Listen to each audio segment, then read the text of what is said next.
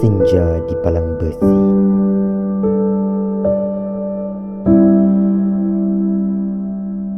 Senja mula menangis.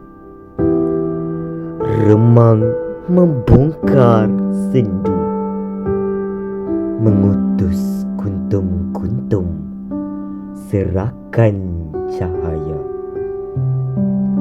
Berlari di celah jambangan bunga dedauai, menari menyikat ramah kekosongan dalam kotak tidur sepi nan bedar hati. Pilu wajahmu sang senja yang dulu melakar bahagia, kini merayap sayu membelai jemari malam. Dalam keterbuangan yang merangkum, dalam keterasingan yang mencengkam, dalam kesakitan yang membungkam, tanpa pasir pantai atau silir angin, rintik susun bibir palang besi dingin itu menjerut resah, berteleku dalam hening, bernyanyi rakus dalam keluh rasa keterkongkongan, menghantar pergi erti keriuhan, jauh di balik redup senja yang mula mengundurkan diri. Bersama riak samudera jiwa bernama kesunyian, hukuman terhebat hikayat kemanusiaan.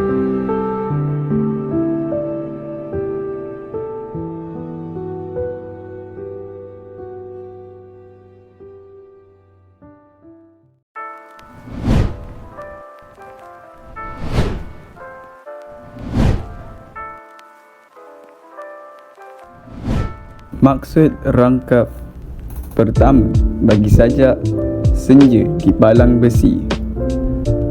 Penyajak berasa sedih dan menyesal apabila tinggal di dalam sel penjara. Penyajak hanya dapat melihat melalui celah-celah tirai besi penjara. Maksud rangkap kedua, sebelum ini penyajak begitu bahagia dan kini bertukar sayu tatkala terpaksa hidup di dalam penjara yang dipinggirkan, terbuang dan menyakitkan. Maksud rangkap ketiga, suasana penjara yang sunyi dipagari dengan palang besi, tiada tilam yang selesa dan pendingin hawa menyebabkan jiwanya semakin sunyi.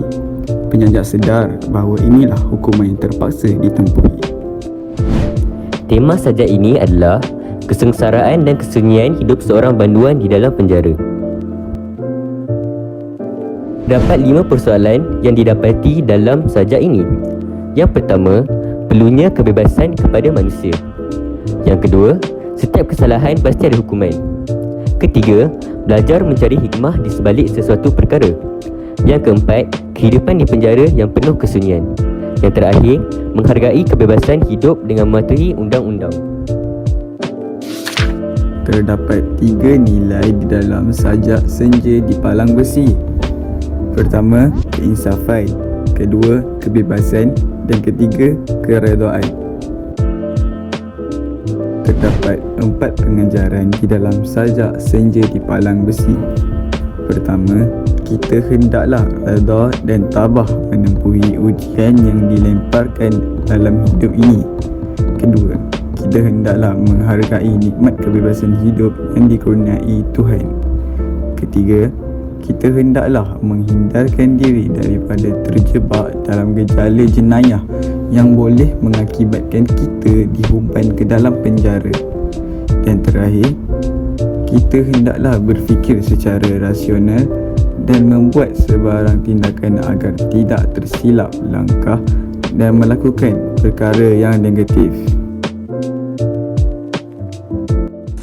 Pada pendapat saya, apa yang cuba disampaikan oleh penyaja adalah pada suatu senja menyaksikan lebaran cahaya yang semakin suram dan hanya dapat dilihat oleh penyaja melalui celah-celah lubang sel penjara yang memisahkannya dengan dunia luar yang terpaksa diisi dengan suasana yang sepi dan penuh kekesalan di hati. Selain itu, waktu senja yang dahulunya membawa bahagia kepada penyajak kini bertukar sayu apabila waktu malam tiba kerana penyajak terpaksa hidup dalam sel penjara yang menyakitkan, terbuang, terasing dan terpisah dari kebebasan dunia luar. Akhir sekali, pada pendapat kami, apa yang cuba disampaikan oleh penyajak dalam rangkap terakhir saja ini adalah dalam sel penjara yang bersambung antara palang besi, penyajak berasa gelisah dalam suasana yang hening akibat dipenjarakan tanpa ditemani suasana bising dan riuh yang selalu mengelilingi penyajak sebelum ini. Pada waktu senja yang semakin menghampiri malam, penyajak merasakan jiwanya semakin sunyi dan merasakan inilah hukuman yang terberat dalam sejarah hidupnya.